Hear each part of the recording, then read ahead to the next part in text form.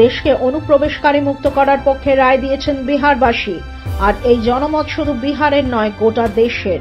তাই ভারত থেকে সমস্ত অনুপ্রবেশকারীদের খুঁজে বার করে তাদের ফেরত পাঠানো হবে। গুজরাতের কচ্ছে বিএসএফ এর এক অনুষ্ঠানে যোগদান করে ফের একবার অনুপ্রবেশকারীদের নিয়ে কেন্দ্রের অবস্থান স্পষ্ট করলেন স্বরাষ্ট্রমন্ত্রী অমিত শাহ।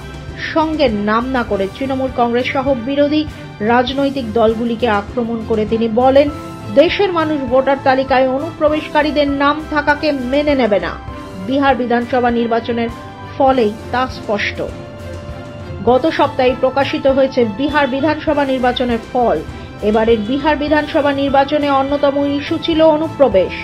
আর ফল প্রকাশ হতে দেখা যায় সমস্ত অনুমানকে ছাপিয়ে বিপুল জয় পেয়েছে এনডিএ।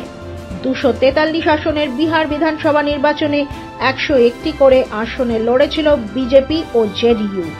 বাকি আসনগুলিতে লড়াই করে লোক জনশক্তি পার্টি ও এনডিএর অন্যান্য শরিকরা। 101টি আসনের লড়াই করে বিজেপি জয় পেয়েছে 89টি আসনে। জনতা দল ইউনাইটেড সমসংখ্যক আসনে লড়াই করে পেয়েছে 85টি আসন। 28টি আসনে লড়াই করে 19টিতে জিতেছে চিরাগ পাসওয়ানের লোক জনশক্তি পার্টির রামবিলাস। উল্টো দিকে 143টি আসনে লড়াই করে মাত্র 25টিতে জিতেছে মহাগঠবন্ধনের প্রধান দল আরজেডি। 61টি আসনে লড়াই করে মাত্র 6টিতে জিতেছে শরিক কংগ্রেস। বিহারের এই জয় বিজেপির নেতাকর্মীদের মধ্যে নতুন উদ্যম এনে দিয়েছে।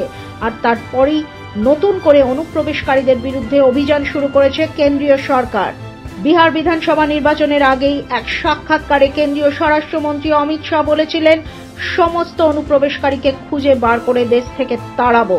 3টি ধাপে সেই কাজ হবে বলে ঘোষণা করেছিলেন তিনি।